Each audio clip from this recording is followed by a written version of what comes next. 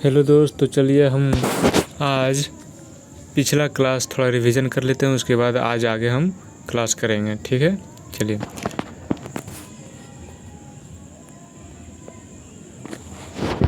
पहला क्वेश्चन है, किरणों के समूह को क्या कहते हैं। किरणों के समूह को क्या कहते हैं। तो किरणों के समूह को हम कहेंगे किरणपुंज। किरणों के समूह को कहेंगे हम किरणपुंज, जिसमें एक से अधिक की किरण मिलकर एक हो जाए तो उसे कहेंगे किरणपुंज। यानी किरणों के समूह को किरणपुंज। वैसा समूह जिसमें ढेर सारा किरण हो किरणपुंज कहाएगा। चलिए, दूसरा क्वेश्चन क्या है, एक सरल रेखा पर चलने वाली प्रकाश को क्या कहेंगे। एक सरल रेखा पर चलने वाली प्रकाश को क्या कहेंगे। एक सरल रेखा पर चलने वाली प्रकाश को कहेंगे प्रकाश की किरण। क्या कहेंगे, प्रकाश की किरण। वैसा किरण जो एक सरल रेखा पर चलती हो तो उसे कहेंगे प्रकाश की किरण। चलिए, अब तीसरा आते हैं। तीसरा में क्या करा, किरण पुंज मुख्यतः कितने प्रकार का होता है। किरण पुंज मुख्यतः कितने प्रकार का होता है।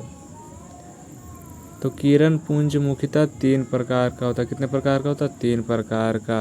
किरण पुंज मुख्यतः 3 प्रकार का होता है।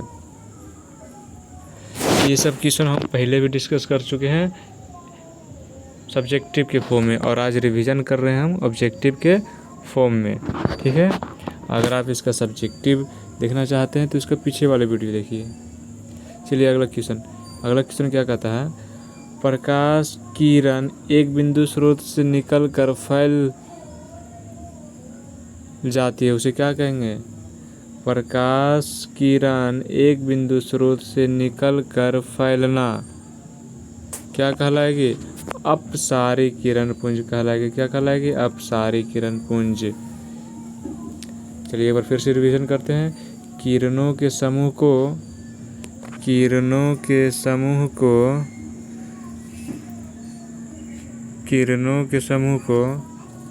क्या कहते हैं, तो किरणपुंज। किरणों के समूह को क्या कहेंगे, किरणपुंज कहेंगे। एक सरल रेखा पर चलने वाली प्रकाश को क्या कहेंगे, प्रकाश की किरण कहेंगे। किरण पुंज मुख्यतः कितने प्रकार का होता है, तो 3 प्रकार का होता है। उसके बाद प्रकाश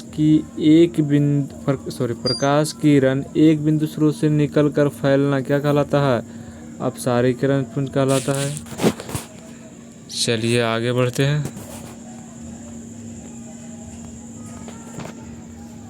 अगला प्रश्न है, चलिए अगला प्रश्न देख लेते हैं। अगला प्रश्न, पांचवा प्रश्न है, प्रकाश किरण एक दूसरे के समांतर हो तब क्या कहलाएगी। जब प्रकाश की किरण एक दूसरे के समांतर हो तो क्या कहलाएगा, समांतर किरण पुंज कहलाएगा। क्या कहलाएगा, समांतर किरण पुंज।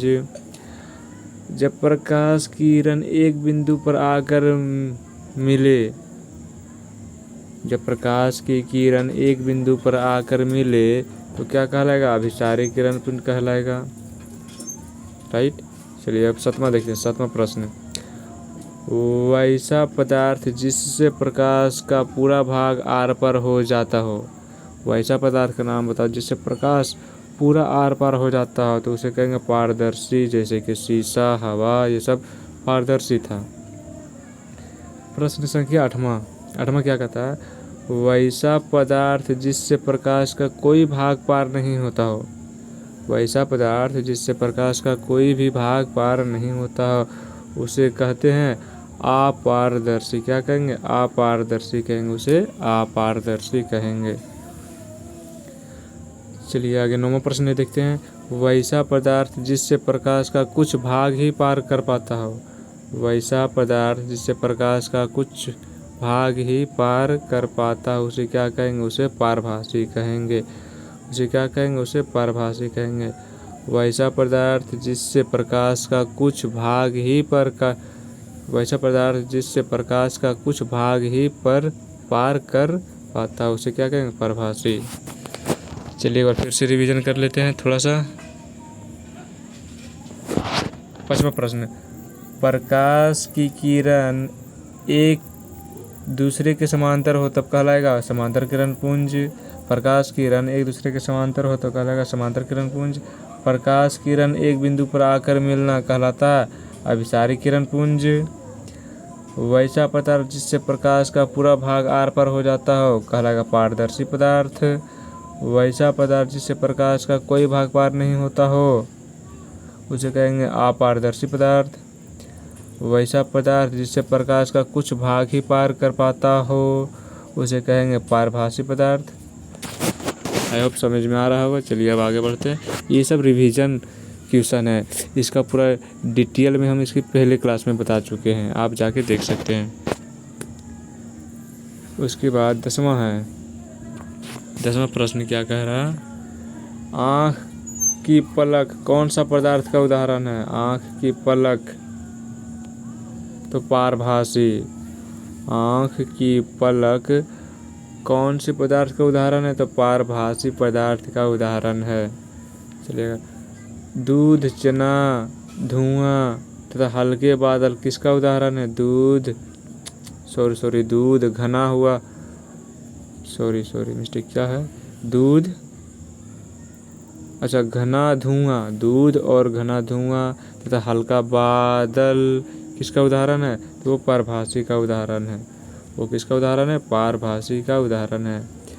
अब हमको ये डायग्राम देखना है, क्वेश्चन नंबर 12 में ये डायग्राम देखना है और बताना हमको ये किसका डायग्राम है, किस पुंज, इस किरण पुंज का नाम बताना। तो ये क्या कर रहा, एक बिंदु से निकल कर विभिन्न दिशा में फैल रहा तो अपसारी। इस किरण पुंज का नाम क्या है, तो यहाँ देखने लायक ये है कि इसमें जो है एक बिंदु से किरण निकल कर विभिन्न दिशा में फैल रहा है तो इसका होगा अपसारी। क्वेश्चन नंबर 13 देखते हैं। इसमें क्या हो रहा है कि विभिन्न दिशा से आकर के किरण एक बिंदु पर मिल रहा है तो ये हो गया अभिसारी किरण पुंज। कैसा किरण पुंज, अभिसारी किरण पुंज। चलिए एक बार फिर से रिवीजन कर लेते हैं, एक बार फिर से रिवीजन हो जाए। आँख की पलक कौन सा पदार्थ का उदाहरण है तो पारभासी। दूध, घना धुआं तथा हल्के बादल किसका उदाहरण है तो पारभासी का। ये डायग्राम देखकर बताएं इस किरण पुंज का नाम क्या है तो अपसारी। ये डायग्राम देख के बताएं कि इस किरण पुंज का नाम क्या है तो अभिसारी। आई होप समझ में आ गया होगा। इतना था कल का क्लास, इसके पहले वाला क्लास का रिवीजन। अब आज का क्लास स्टार्ट करते हैं। चलिए आज का क्लास स्टार्ट। आज की क्लास में हमको पढ़ना क्या है, आज की क्लास में पढ़ना समतल दर्पण पर लंबवत पड़ने वाला, समतल दर्पण पर लंबवत पड़ने वाली किरण का परिवर्तन।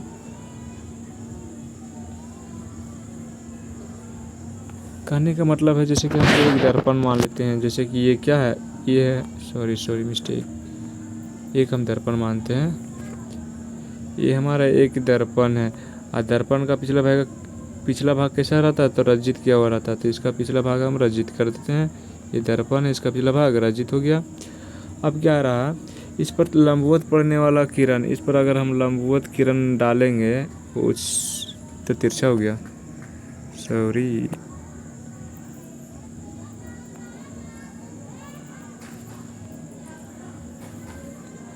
अगर हम इस पर लंबवत, कहाँ गया, टूल्स का यूज कर लेते हैं थोड़ा, टूल्स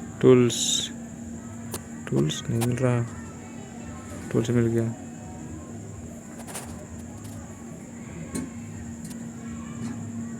चलिए इस पर क्या हो रहा, इस पर लंबवत किरण पड़ रहा, यानी ये एक दर्पण है, ये क्या है, ये हमारा एक दर्पण हो गया। इस पर लंबवत किरण पड़ रहा है, लंबवत किरण पड़ रहा है ना, तो किरण किधर से आ रहा है, ऊपर से लंबवत दर्पण पर आ रहा है। अब इस दर्पण पर आने के बाद, दर्पण पे आने के बाद यहाँ से ऐसे किरण जब दर्पण पे आ रहा है, अब ये दर्पण से टकरा कर किधर जाएगा, इधर जाएगा या इधर जाएगा। तो टकराने के बाद ना तो इधर जाएगा और ना ही इधर जाएगा। ये जब लंबवत किसी दर्पण पर जब कोई प्रकाश की किरण सीधे लंबवत पड़ता है तो जिस दिशा से आता है उसी दिशा में वापस परिवर्तित हो जाता है। यानी जिस दिशा से आया था उसी दिशा में वो वापस लौट जाता है। यानी प्रकाश क्या हुआ था, ऊपर से नीचे आया था, प्रकाश ऊपर से नीचे आया था ना। अब परिवर्तन जब ये दर्पण से टकराएगा तो रिटर्न उसी दिशा में ऊपर की ओर चला जाएगा, ऊपर की ओर चला जाएगा। वही इसमें बोला जा रहा। पढ़ते हैं, चलिए आप समझ में आया होगा। आप क्वेश्चन के हिसाब से पढ़ते हैं। समतल दर्पण पर लंबवत पड़ने वाले प्रकाश की किरण, समतल दर्पण पर लंबवत पड़ने वाली प्रकाश की किरण परिवर्तन के बाद उसी पथ पर वापस लौट जाता, यानी जिस पथ पर आया था उसी पथ से वापस लौट गया। इसको कैसे करेंगे, चलिए देखते हैं।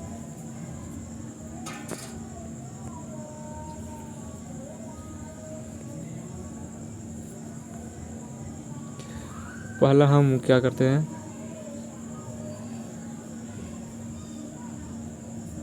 माना कि प्रकाश की किरण NP है। हम मान लेते हैं प्रकाश की किरण NP है। NP यानी N से लेकर के P तक, ये जो हमारा N है यहाँ से लेकर के यहाँ तक P तक क्या, एक किरण इधर से इधर जा रहा है, इधर से इधर दर्पण की तरफ, इधर से इधर जा रहा है, राइट, जा रहा। तो समतल दर्पण AB, दर्पण क्या हमारा A और B, यहाँ से लेके यहाँ तक, यहाँ से यहाँ तक क्या है, ये दर्पण है। पर लंबवत आपतित हो रहा है, एकदम सही बात है, लंबवत आपतित हो ही रहा। किरण देख लिया जाए, किरण जो है लंबवत आपतित हो ही रहा है, हो रहा। अतः आपतन कोण, अब जब यहाँ देखा जाए, जब किरण लंबवत आपतित होती है तो आपतन कोण हो जाता है 0। जब भी कोई दर्पण पे आप प्रकाश सीधा उसके लंबवत डालेंगे तो उसका जो आपतन कोण बनेगा वो क्या बनेगा, 0 बनेगा। आपतन कोण क्या बनेगा, 0 बनेगा। चूंकि हम प्रकाश के परिवर्तन का जो शायद दूसरा नियम था या पहला नियम जो था उसमें हम पढ़े थे कि I बराबर R होता है, I बराबर R होता है।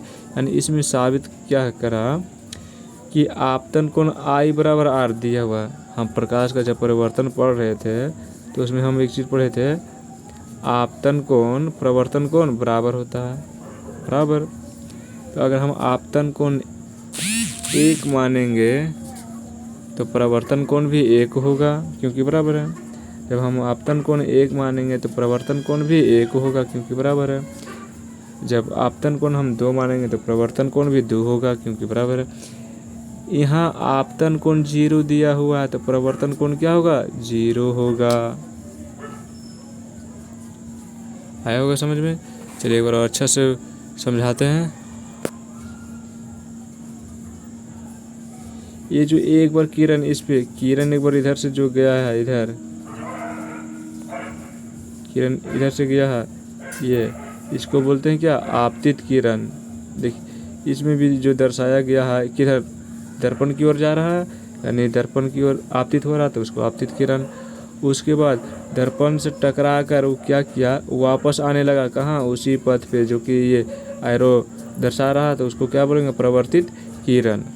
और जब कोई भी दर्पण पे लाइट एकदम लंबवत सीधे पड़ता है तो उसका I कोण अपवर्तन कोण 0 होता है। और हम प्रकाश का परिवर्तन में पढ़े थे कि I यानी आपतित किरण का कोण जो होता है अपवर्तन कोण और प्रवर्तन कोण बराबर होता है, यानी अपवर्तन कोण 0 तो प्रवर्तन कोण भी 0।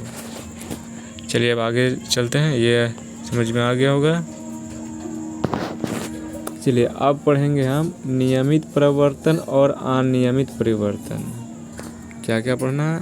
पहला पढ़ना नियमित परिवर्तन जिसको बोलते हैं स्पेकुलर और रेगुलर रिफ्लेक्शन, और दूसरा पढ़ना अनियमित परिवर्तन यानी डिफ्यूज्ड और इरेगुलर रिफ्लेक्शन। पहले पढ़ लेते हैं नियमित परिवर्तन। क्या कहता है? इस प्रकार का परिवर्तन चिकनी सतहों से होता है। ध्यान से सुना जाए। नियमित परिवर्तन कैसी सतह पर होता है? तो चिकनी सतह पर होता है। कैसी सतह पे? चिकनी सतह पे होता है। नियमित परिवर्तन चिकनी सतहों पर होता है, चिकनी सतहों से होता है तथा इसमें आपतित किरण परिवर्तन के बाद समांतर हो जाती है।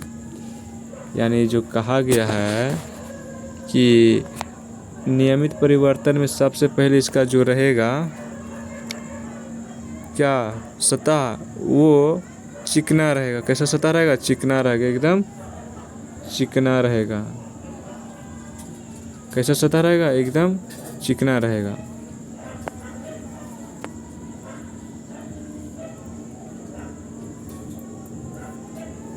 और दूसरी बात, इस पर जब आपतित होगा किरण, जब इस पर आपतित होगा किरण, जब इस पर आपतित होगा किरण और आपतित होने के बाद परिवर्तन के बाद जो किरण रहेगा एक दूसरे का समांतर एकदम रहेगा। एक दूसरे का क्या रहेगा?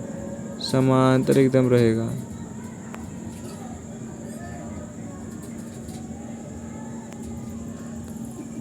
जैसे कि ये समांतर है, ये क्या समांतर है? ये क्या है? समांतर है। वही बोल रहा। इस प्रकार का परिवर्तन चिकनी सतह पर होता है और आपतित किरण परिवर्तन के बाद समांतर होती है। ये जो आपतित किरण है, ये जो आपतित किरण इधर से इधर आ रहा है, इधर से इधर, और ये दर्पण से टकराने के बाद, ये दर्पण से टकराने के बाद ये जो परिवर्तित बना है, जो परिवर्तित किरण है, ये जो परिवर्तित किरण है, ये दोनों क्या रहेगा? समांतर रहेगा। उसी को बोलेंगे नियमित परिवर्तन। चलिए अब आगे चलते हैं। आगे क्या है? अनियमित परिवर्तन। इस प्रकार का परिवर्तन खुरदरे सतह से होता है। ध्यान देने वाली बात, अनियमित परिवर्तन कैसी सतह से होता है? खुरदरे सतह से होता है। अनियमित परिवर्तन कैसी सतह से होता है? खुरदरे सतह से होता है। यानी उसका सतह एकदम खुरदरा रहेगा। कैसा रहेगा? खुरदरा रहेगा। तथा परिवर्तन के बाद आपतित किरण समांतर नहीं होती है।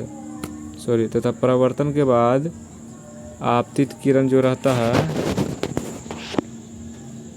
समांतर नहीं रहता है।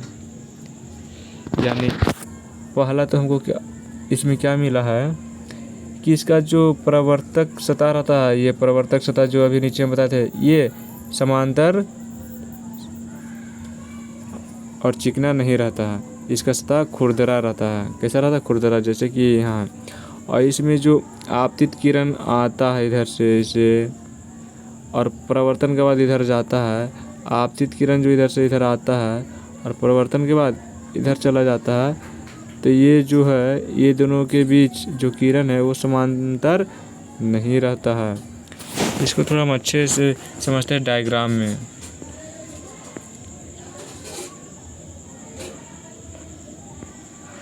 आई होप समझ में आ गया होगा। चलिए अब आगे बढ़ते हैं। दर्पण।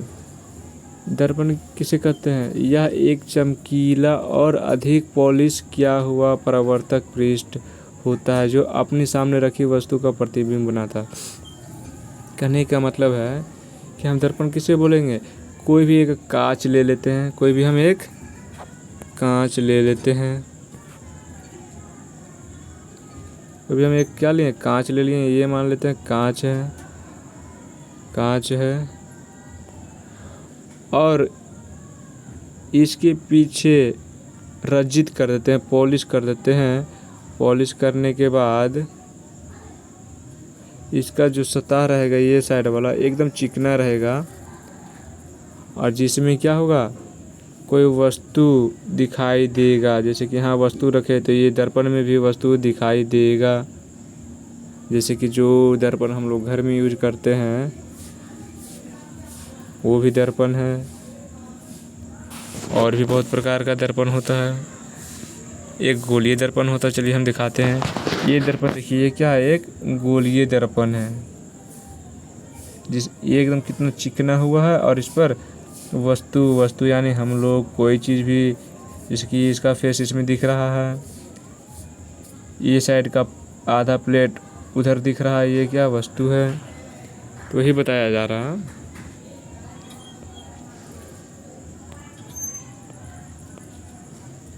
कि यह एक चमकीला और अधिक पॉलिश किया हुआ परावर्तक पृष्ठ होता है जो अपने सामने रखी वस्तुओं का प्रतिबिंब बनाता है।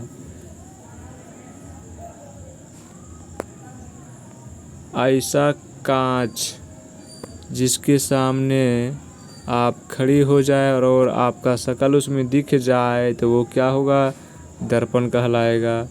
वैसा कांच जिसके सामने खड़ा हो जाए और आपका फेस दिख जाए उसमें तो वो क्या कहलाएगा, दर्पण। और यहाँ कांच ही नहीं, कोई भी वस्तु चिकना हो और उसमें आपका फेस दिख जाए वो आपके लिए दर्पण ही कहलाएगा।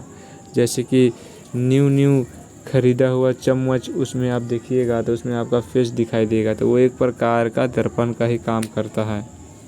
और दर्पण 2 प्रकार का होता है। दर्पण कितने प्रकार का होता है, दर्पण 2 प्रकार का होता है। दर्पण 2 प्रकार का होता है। एक समतल होता है और एक गोलीय होता है। एक समतल होता है और दूसरा गोलीय होता है। दर्पण 2 प्रकार का होता है। दर्पण 2 प्रकार का होता है, एक समतल और एक गोलीय। तो चलिए पढ़ते हैं।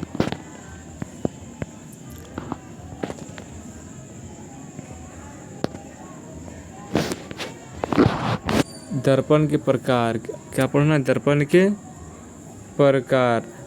दर्पण 2 प्रकार का होता है, अभी बताए थे। पहला समतल दर्पण जिसको बोलते हैं प्लेन मिरर, और दूसरा गोलीय दर्पण जिसको बोलेंगे स्फेरिकल मिरर। अब समतल दर्पण किसे बोलते हैं, ऐसा दर्पण जिनका परावर्तक पृष्ठ समतल हो। समतल यानी एकदम एक साइज समान हो, कहीं ज़्यादा कहीं कम ना हो। जैसे कि हम घरों में जो आईना यूज करते हैं वो क्या रहता है, समतल ही। ऐसा दर्पण जिनका परावर्तक पृष्ठ समतल हो उसे समतल दर्पण कहेंगे। जैसे कि हम जो घर में अपना दर्पण यूज करते हैं वो समतल दर्पण ही रहता है। अब समतल दर्पण बनता है कैसे, तो बहुत इजी है। क्या करते हैं, कोई एक कांच ले लेते हैं जैसे कि इसमें दिखाया गया, और एक साइड उसका पॉलिश कर देते हैं, रजित कर देते हैं, और दूसरा साइड ऐसे ही छोड़ देते हैं। तो इसका जो ये साइड हो जाता है, जिस साइड रजित किया हुआ नहीं है उस साइड फेस देखने लायक हो जाता है, जिसको बोलते हैं फ्रंट, या तो फिर वो परावर्तक पृष्ठ हो जाता है। यानी इधर से किरण इधर आया और इधर चला गया। और लेकिन जो बैक साइड होता है, बैक साइड, वो परावर्तक पृष्ठ नहीं होता है। उसमें किरण आएगा तो सीधे चला जाएगा, परावर्तक नहीं होगा। आई होप समझ में आ गया होगा।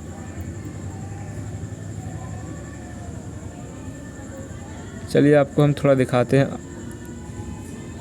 समतल दर्पण। ये जो ऐसे ही ना घर में रहता है और इसके सामने हम लोग खड़ा होते हैं, ये जो दर्पण दिख रहा है, ये दर्पण जो दिख रहा है ऐसे ही ना घर में लगा हुआ रहता है दर्पण। ये कैसा दर्पण है, ये समतल दर्पण है। चलिए अब आगे पढ़ते हैं दूसरा, गोलीय दर्पण। गोलीय दर्पण किसे कहेंगे, गोलीय दर्पण किसे कहेंगे, तो ऐसा दर्पण जिसका परावर्तक सतह गोलीय हो उसे गोलीय दर्पण कहते हैं। ऐसा दर्पण जिसका परावर्तक सतह गोलीय हो उसे गोलीय दर्पण कहते हैं। ऐसा कौन सा दर्पण है जो गोल हो? हम तो आज तक देखे नहीं। चलिए आज देख लेते हैं। ऐसा सतह जिसका परावर्तक पृष्ठ गोलीय हो। चलिए ये देख लेते हैं। ये हमारा जो है गोलीय दर्पण। कैसा दर्पण है? गोलीय दर्पण है। ये गोल है। ये कैसा है? गोल है।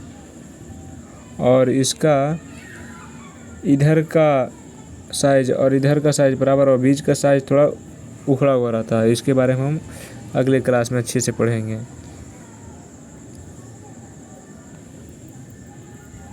समझ में आ गया होगा। आई होप आज का क्लास इतना ही।